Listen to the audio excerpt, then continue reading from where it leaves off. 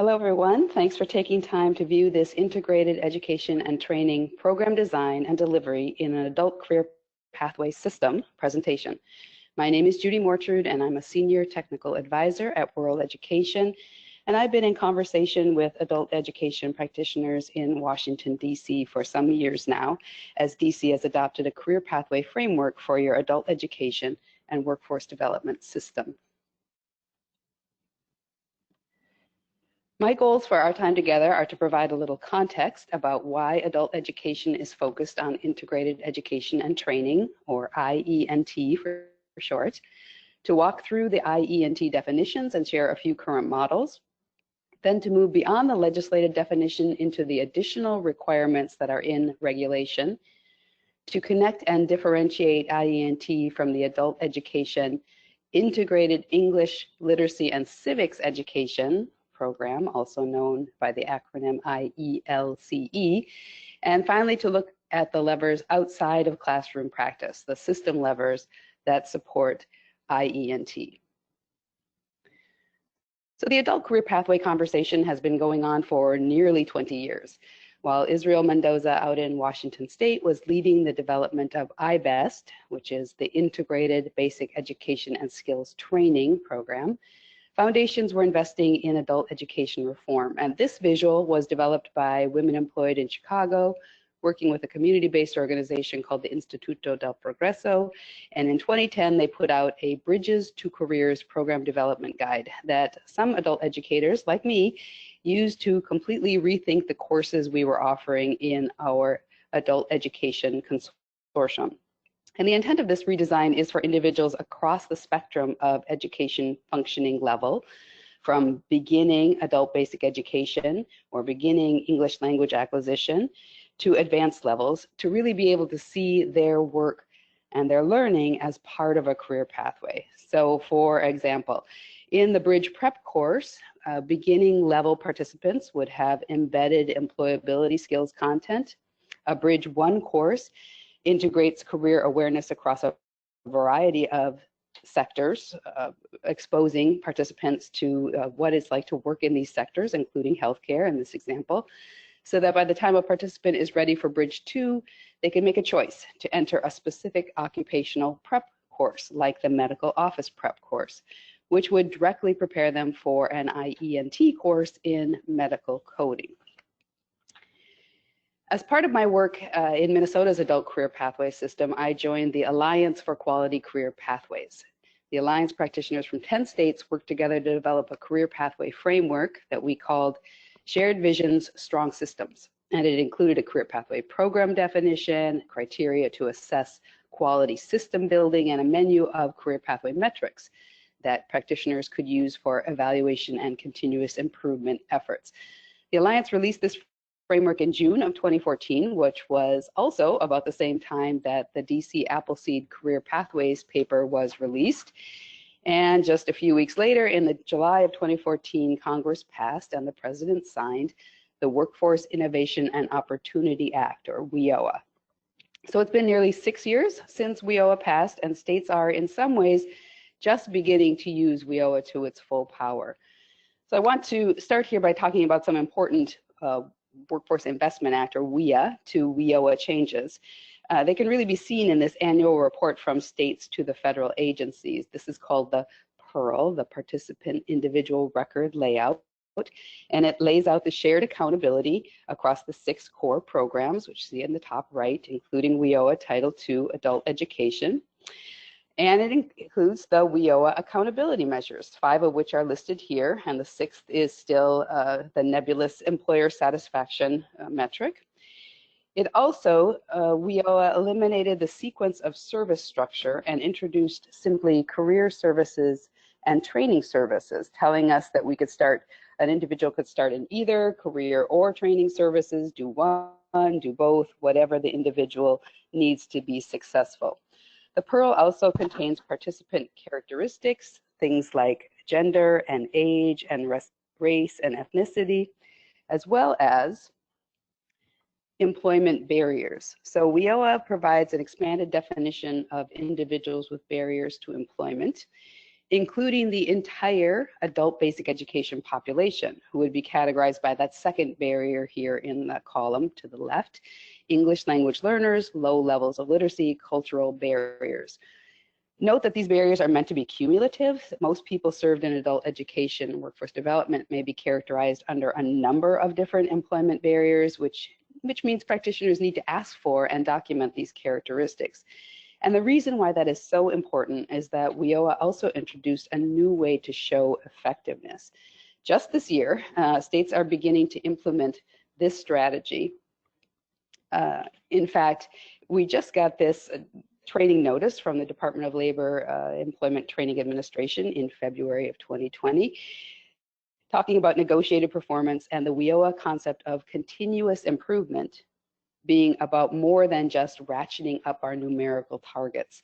So WIOA introduced the idea that continuous improvement is also about serving people who have the most need, and the use of a statistical adjustment model to account for that fact. In fact, to reduce your numerical targets if your data shows you are serving more and more individuals with barriers to success. WIOA also codified this new program model, this move from the train and pray or labor market exchange form of workforce development to career pathways.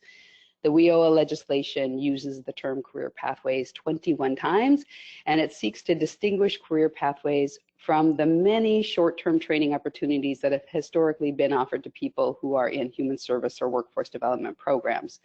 So career pathway programs build in an aligned and seamless way onto the next program, creating this pathway with increased levels of education and employment. But even 6 years in, there was and there still is a lot of confusion about what programs fit the career pathway definition and which don't, and what role adult education plays in a career pathway. So sometimes it helps to look at a real world example. So here's one from Rochester, Minnesota, and if you know that city, it's probably because of the Mayo Clinic, which is sort of the economic engine of the town. Mayo Clinic set the table for a regional industry sector partnership of healthcare providers. Mayo understood that they need not only a strong workforce for their own organization, but really a strong ecosystem of healthcare providers to be able to continue to provide services and grow. And additionally, Mayo knew that it needed to go to education partners who were serving diverse populations if it was serious about diversifying its workforce. Mayo also knew that it could ask for what it wanted from its education partners, which was not a cookie cutter certified nursing assistant program, but something that they helped design called an advanced hospital certified nursing assistant education program. So while the adult education and community college partners reworked curriculum and created articulation agreements between their programs to build this seamless pathway, the workforce development and human service partners really changed their mode of operation to become navigators rather than case managers. In fact, WIOA doesn't even include the term case manager. They have career counselors who help participants access the training services and the career services they need to be successful. An entry point into the pathway is from an adult education program teaching foundational skills within the context of healthcare. And from there, participants enter the Rochester Community College credit-based training for advanced hospital CNA, which is delivered in an integrated education and training model. And once someone earns that credential, a main exit point is a job with several employer partners. Not usually a direct route into the Mayo Clinic because they require 6 months of direct healthcare work experience. But notice that yellow dotted line continuing off this slide, continuing beyond the CNA position. That's what makes this a career pathway. That job is a first step. The credits and credentials earned during that first program stack, which allow an individual to work and continue learning, earning more credentials, and assessing new opportunities. And finding these next opportunities is not solely on the individual or the educators. There are navigators who are actively supporting these working learners to continue moving ahead by addressing childcare, transportation, and other issues. In fact, the navigators have the responsibility to re-engage the working learner after 6 months on the job at a long-term care facility, inviting them back for more education and more career advancement opportunities. So, Now we get to what is happening in the classroom, in that adult education career pathway program, and that is integrated education and training. WIOA not only defined career pathway in legislation, it also provided a definition of IE&T. IE&T is a design and delivery of adult education and literacy activities, workforce preparation activities, and workforce training. So it is 3 components.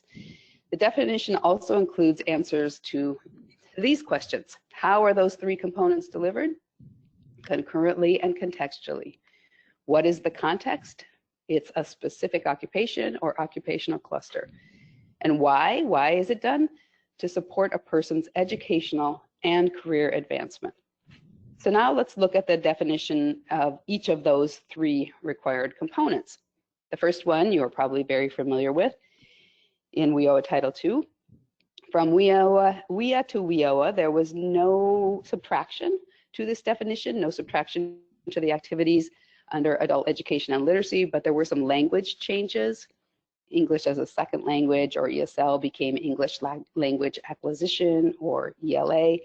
And we also had the additions of parts F, G, and H here. F is that integrated English literacy and civics education, and I'll have more on that in a bit. G is workforce preparation, which is itself one of the essential components of IE&T. And H is IE&T. Workforce preparation, the second component in the definition of IE&T, is a new definition in WIOA, but it is not new content for most adult educators or workforce training providers. In fact, it feels very familiar. Workforce preparation is simply a combination of the foundational academic skills with things like critical thinking, digital literacy, self-management skills, and some of those self-management skills are listed in the definition, things like teamwork, system thinking, post-secondary transition, and other employability skills. The third required component is workforce training, a definition that didn't change from WIA to WIOA, but a definition that includes many different types of learning experiences, including occupational skill training, that number 1 here, which is really what we think of as classroom-based training, but also on-the-job training, incumbent worker training, entrepreneur training, customized training, and more. So workforce training can happen in a college, in a community-based organization, at a job site, in an apprenticeship, or in an adult education classroom, which means that IE&T can happen in many of those contexts. So if you've been an OSCE WIOA Title II grantee before or have some knowledge of IE&T, you may recognize this slide. It comes from a class document that provides the IE&T legislated definition, its 3 required components, and some models of IE&T in different contexts. So I'll share just a few of those contexts with you. The first context is an adult education bridge program from Illinois, connecting foundational skill building with occupational credentialing. So this is a commercial driver's license, transportation and logistics course. It includes adult education skills contextualized to transportation. It includes workforce preparation skills like digital literacy, employability, communication, and it includes the workforce training, the occupationally specific skills that prepare individuals for success in the CDL general knowledge test, as well as special endorsement tests, air brakes, combination vehicles, transporting passengers, school bus endorsements. I've also included a link on this page to the transportation lesson plans that Women Employed Career Pathways Network put together. They have some excellent contextualized curriculum for a number of sectors in A, BE, and ASE, so the basic and the secondary education levels. Next is a pre-apprenticeship, roofer and waterproofer program example from California. In this pre-apprenticeship, multiple partners come together. The adult education program is at the East Los Angeles Community College. It provides reading, math, problem solving in a construction context. A community-based organization provides the workforce preparation skills, and a second CBO provides financial literacy services, while a construction trainer provides the occupational training, resulting in multiple certifications. And here's a community college-based program model from Kentucky, part of Kentucky's Work Ready U. Work Ready Kentucky has more than 80 different adult career pathway programs. You can see this one is focused on information technology certifications, which you see listed there in the workforce training box. The workforce preparation skills focus on digital literacy and general employability skills, while the adult education partner focuses on college and career readiness and the completion of the GED high school equivalency. So all of the programs we just reviewed have those three components of integrated education and training. And overall, most of us understand that the idea of IE&T as a three-part strategy. But importantly, there are other requirements. These are the requirements in regulation. And one of those is that the three components of your IE&T program are concurrent. They are not sequential. They happen at the same time. Obviously, moving from federal guidance to classroom practice takes some time and takes some attention. So these next few slides I'm going to show you come from Anson Green, who is the State Director of Adult Education in Texas. Anson was early on the IE&T front with some intense professional development for all his providers, defining the spectrum of alignment and integration that can help a program become transition-oriented. So he really looked at this not as IE&T as a bolt-on, as an extra, but IE&T as an integral strategy in his Accelerate Texas model. So he came up with three sort of levels of concurrent, what it can mean for instruction to be concurrent. His first one, Model 1, aligned instruction, is really about basic co-enrollment, adult education contextualizing some of the foundational content like English language acquisition or high school completion or GED to support the occupational content of the workforce training within key sectors. So in this level of alignment, students are co-enrolled between workforce training and adult ed. They use a workforce training textbook as the basis for instruction. The adult education course and the workforce training course is aligned but taught separately, and the adult ed teacher really assists students who are struggling with the content by focusing on the basic skills that are needed to understand the workforce training. The second level is partially integrated instruction. So this model goes beyond co-enrollment to instructors jointly planning. So not co-teaching, but co-planning. Again, in this level, students are co-enrolled. Instructors jointly identify the skills needed to succeed in the workforce training program. The adult education instruction is aligned with that course. And the workforce training instruction is usually delivered without real instructional or curriculum modification to accommodate the adult education participant. So then the third level is really the full integration. The fully integrated instruction model has co-enrollment, co-planning, co-teaching, and at least some attention to the adult education fundamentals within that workforce training content course. So here the instructors jointly modify the workforce training. The adult education instructor is providing supplemental contextualized instruction. The instructors may teach the program content in a co-teaching or integrated instruction model, or it still may be separate, but there's much more intentionality of supporting that work together. So that's the concurrent requirement. Another IE&T requirement is that the three components are defined by a single set of learning objectives. So in the development of an IE&T program, it's really critical that you identify the performance standards, right? The learning outcomes that are part of the course. This is obviously just good practice for any teacher to be able to name the objectives of the course they're teaching. In adult education, the college and career readiness standards are largely our benchmark. For workforce preparation, there are a variety of different resources.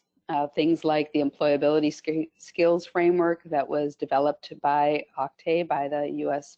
Department of Education. And then, of course, a workforce training course will have standards. Those standards might be the college's career technical education course standards, or they might be the standards set by the industry itself, apprenticeship standards, licensing standards, or even standards defined by an employer.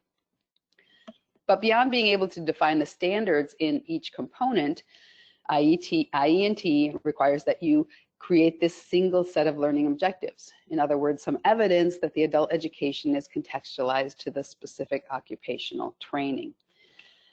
So this single set of learning objectives is kind of the place where a lot of adult education practitioners are currently working in IE&T, wrestling with this idea.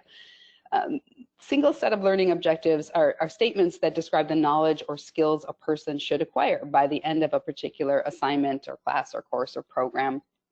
The learning objectives help people understand why that knowledge and those skills are useful to them. So here are some suggestions that I've seen adult educators find helpful in this process.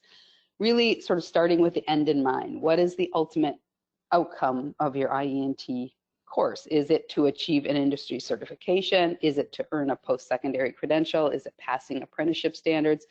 Start there and sort of reverse engineer to it. Figure out what adult education and workforce preparation standards will help a person achieve that workforce training outcome. It's also important to know that a single set of learning objectives, defining this single set of learning objectives, is not about rewriting the entire curriculum. It's not about rewriting a syllabus. It's about intentional alignment and intentional contextualization. Single set of learning objectives are statements of what students should know or be able to do and why. And once you write that single set of learning objectives, that will help meet the requirement that your IE&T program is contextualized.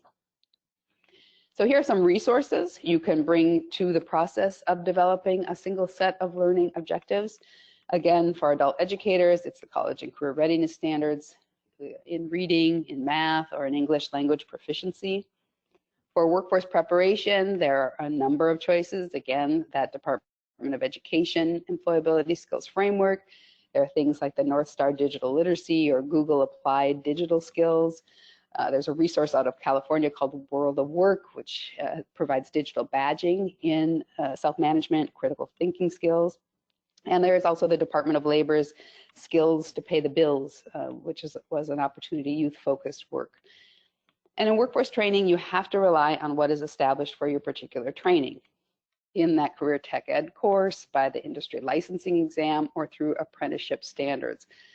Urban Institute has some excellent work in standards for non-traditional apprentice occupations that you might look at for your IE&T.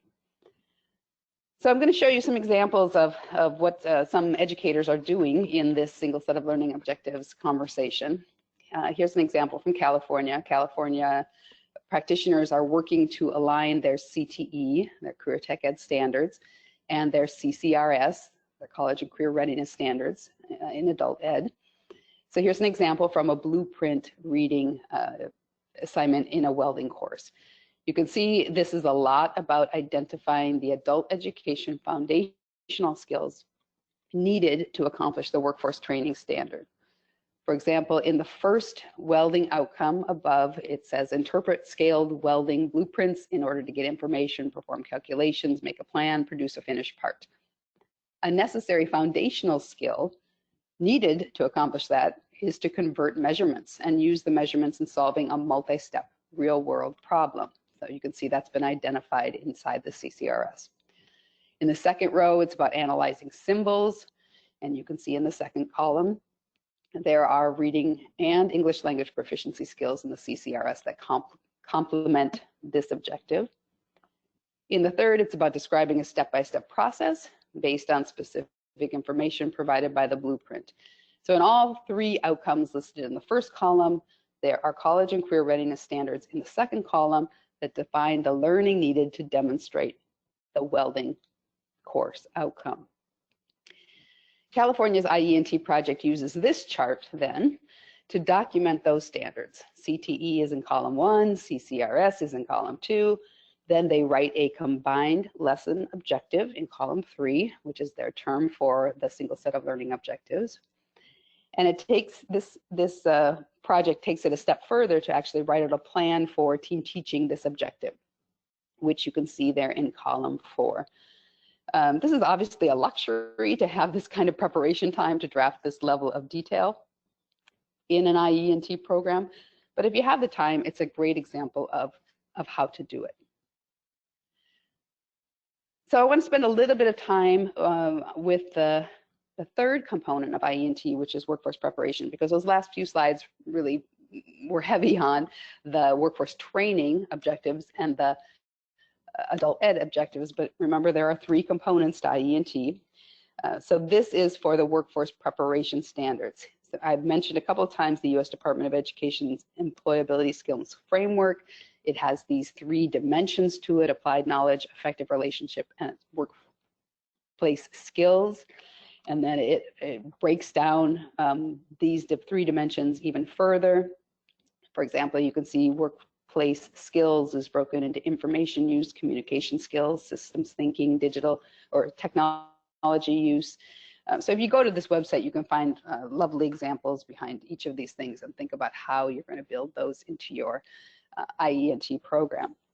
And one more, this chart does a very nice job from AIR of showing how the dimensions, those 3 dimensions in the employability framework, and their further detail fill in some of the gaps that exist in the college and career readiness standards, namely these personal qualities, resource management, system thinking errors. So these may be the areas you really want to look inside that employability skills framework to round out your IE&T single set of learning objectives.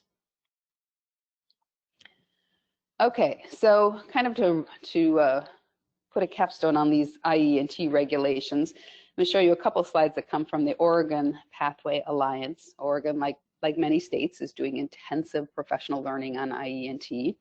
And they created a visual of IE&T with the 3 required components: adult ed, workforce prep, workforce training.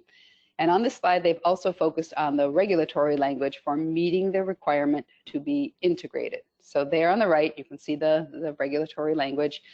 And it's really what we've been discussing. Services must be provided concurrently and contextually. Part A of the regulation talks about the way the 3 components need to be balanced over the overall scope of the IE&T program. So they are each of sufficient intensity and quality. They are not sequential, but they are concurrent. Here they use the term simultaneous, and they use authentic materials. Part B of the regulation is about that single set of learning objectives that we've been looking at in the past few slides. Notice that the single set of learning objectives is about identifying the content within the 3 required components and organizing it to function cooperatively. It's really all about that intentional alignment. And again, from Oregon, another requirement for IE&T is that the purpose of the IE&T program is educational and career advancement.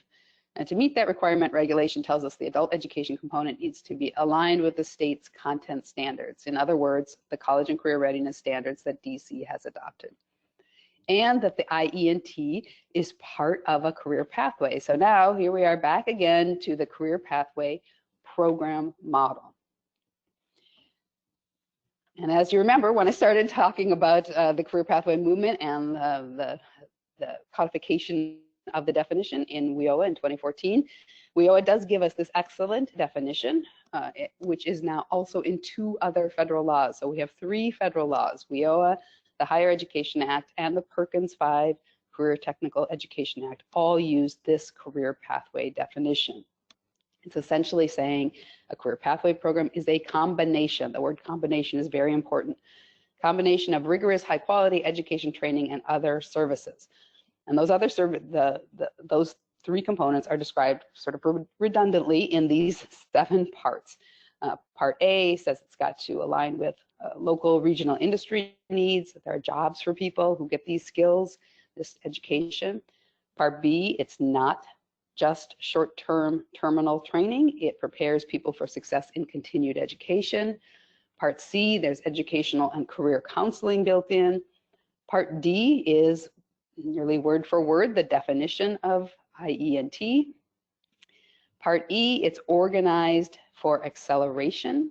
And that word organized is very important there. It doesn't mean that something is necessarily shortened. It just means it's organized, not sequentially, but concurrently to accelerate the learning. Part F, like Part B, it pays attention to secondary and post-secondary educational success. And Part G just says it's both for a first job and continued advancement. So IE&T is the instructional strategy at the heart of the career pathway definition. It really allows a program to be organized for acceleration. And we need our workforce development and human service partners to help us accomplish those other services. So career pathway programs are about partnership, and that means they are a lot of work. Adult education has been, they said, innovating in this space for more than dozens of years. We're finally getting rigorous evaluation studies that show our efforts pay off. So all that hard work we're doing is paying off for people. Career pathway participants, as compared to a control group like participants who get more traditional adult ed or workforce development services, are making more foundational skill gains, completing more college credits, earning more entry-level and post-secondary credentials and licenses, completing more training and being employed and retained in training-related jobs at a higher rate. And importantly, these last two, the higher wages and the positive impacts are growing 2 and more years beyond the time someone leaves our programs. And finally, that last bullet, that these positive employment and earnings outcomes are even happening with participants who have multiple barriers to success. So to work on career pathways, you really need a career pathway system. And these next set of slides are really for those system thinkers and system administrators. We need the policies and practices within these 6 core elements. And WIOA, with its call for shared strategic planning, adult education providers on local workforce boards, aligned performance metrics, really offers the opportunity for system building, a way to let more IE&T happen, and a way for partners to co-invest in IE&T in career pathways. So here is an example, a really great example from Virginia. Virginia's IE&T blueprint. They really put together a lot of guidance for their practitioners, building from a pre-WIOA initiative called Plugged In VA and connecting that work now to the definitions and regulations we have for IE&T. And inside this blueprint, you'll see Virginia's IE&T planning tool. This template guides practitioners through all of those requirements of IE&T, the partners, the jobs, the shared learning objectives with standards, that attention to co-planning and ongoing communication between the instructors, delineating activities and materials within the 3 components, and then the balance of those activities over the overall scope of the program. I also love, if you look at this blueprint PDF, it says it's a living document. You know, just because we have these definitions and regulations doesn't mean that any strategy is set in stone. Things continue to evolve. So when we consider systems, we also have to talk about accountability. And I really believe that the statement holds true. What we measure is what we do. And so you have to ask yourself, how is your program's effectiveness measured? How do you get your funds? Where is your accountability for IE&T? In WIOA reporting data, even though the law says career pathway 21 times, we never see career pathway in the reporting data. But what we do see is integrated education and training activity. So this is from the National Reporting System, and you'll see under each of the 4 main categories of adult education service, integrated education and training as a subset. Here is DC's data on this table, table 3 for 2017 and 2018. DC is early on a leader in providing this program model. You can see across the spectrum of ages, the number of people who have participated in the 4 main activities, and then the integrated education and training programs, and yours are one-to-one. Here is DC's 2018-2019, table 3, and again, growing the number of participants. And DC also has impressive measurable skill gain rate for your program. You can see the percentage of participants making a measurable skill gain increasing as you've been increasing your IE&T. And your IE&T programs have resulted in 604 credentials earned across these sectors. Again, the sectors that have been deemed important for your local labor market. So beyond reporting those participants in IE&T, of course, WIOA requires reporting on other outcomes. In this visual, you see the 6 WIOA performance measures put into 3 categories. So on the left side of that exit line, we have measurable skill gains. On the right side of the exit line, we have credential outcomes and labor market outcomes. And that dividing line tells you what are interim progress measures on the left and what are post-exit measures on the right. These metrics are most powerful in adult education, and those interim metrics, and probably the biggest change for our other WIOA partners, those in workforce development, who in the old system only used to be able to get a performance gain when individuals left their program, could get a job and exit a program successfully within the program year. But now all of us under the WIOA system share these measures. And measurable skill gain has multiple types now, not just pre and post test on a CASAS or a TABE or a standardized assessment. Career pathway programs really need to leverage all of these metrics to be able to reward systems as they work with participants over time to progress in education and career goals. So the definition, I think it's important to understand how these definitions work inside our regulation. The definition of measurable skill gain is the percentage of participants who during a program year are in an education or training program that leads to a recognized post-secondary credential or employment and who are achieving measurable skill gains, which are defined as documented, that's really important, academic, technical, occupational, or other forms of progress toward a credential or toward employment. So depending on the type of education or training program, documented progress is defined as one of the following: documented achievement of at least one educational function level. You see that here in the yellow for someone receiving instruction below the post-secondary level. We have, and EFL is further defined with these 3 components here in yellow. We have a secondary or a secondary school diploma or its equivalent, secondary or post-secondary transcript or report card showing a sufficient number of credit hours, progress toward milestones, and passing a technical or occupational exam.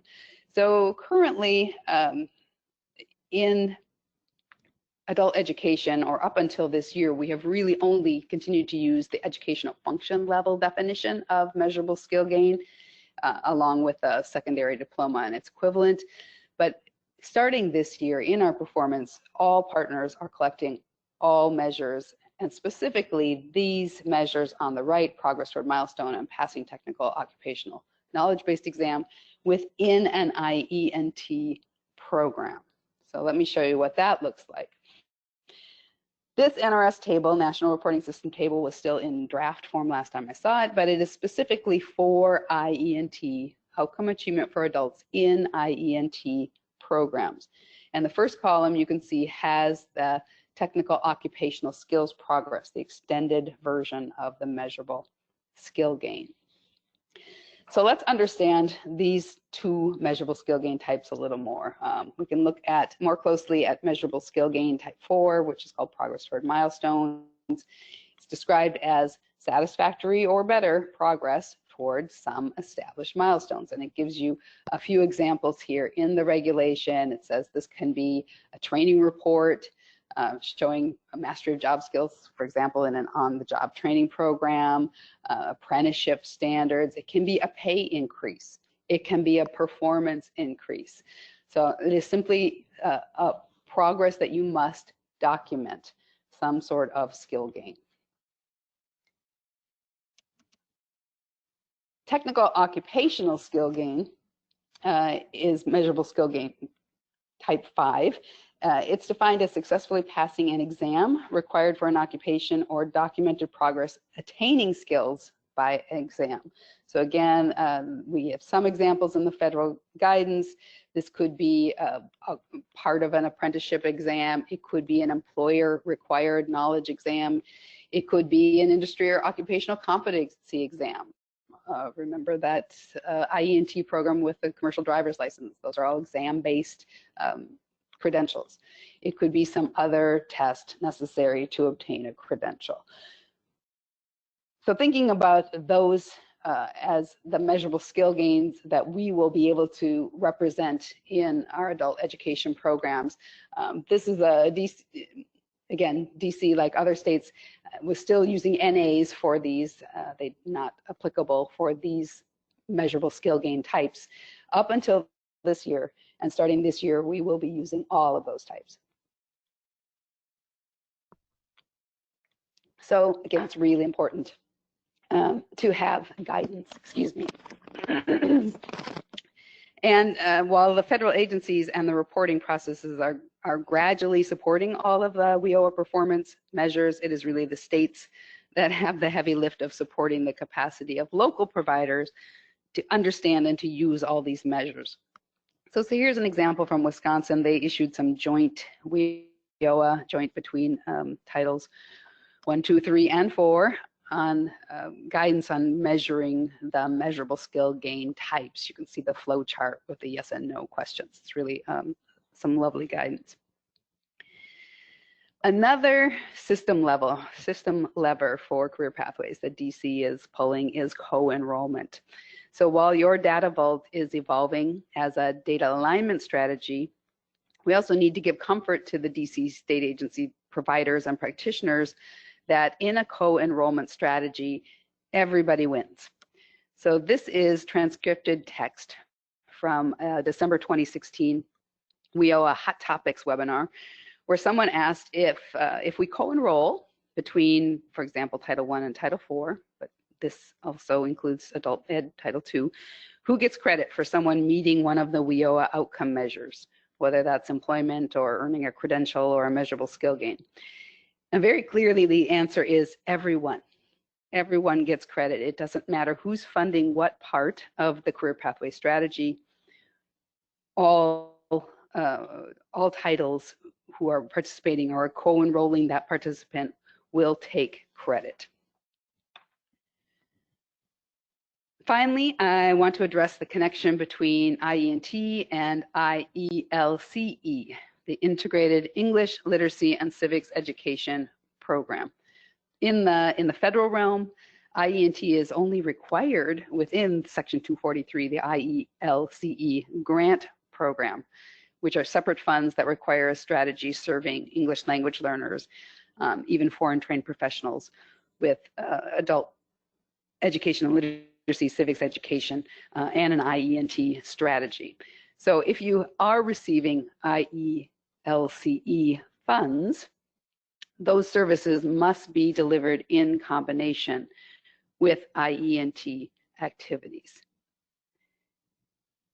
So this means an IELC grantee could start an IE&T program specifically with those funds for those participants, or just develop a pathway for the IELCE participants to those IE&T programs supported by WIOA or other funds. Now in DC, with your focus on IE&T within all the WIOA funds, this isn't as confusing or difficult, but it's worth knowing that across the country, it has caused some confusion. All right, thank you all for taking the time to view this. I hope this will be a resource to you as you're working on scaling and sustaining your IE&T programs. And please feel free to reach out to me with any IE&T questions. I'm always happy to help. The DC Office of the State Superintendent of Education, Adult and Family Education in the Division of Post-Secondary and Career Education wants to thank Judy Mortrude for recording this webinar as a resource to DC providers, partners, and stakeholders. Recorded in March 2020.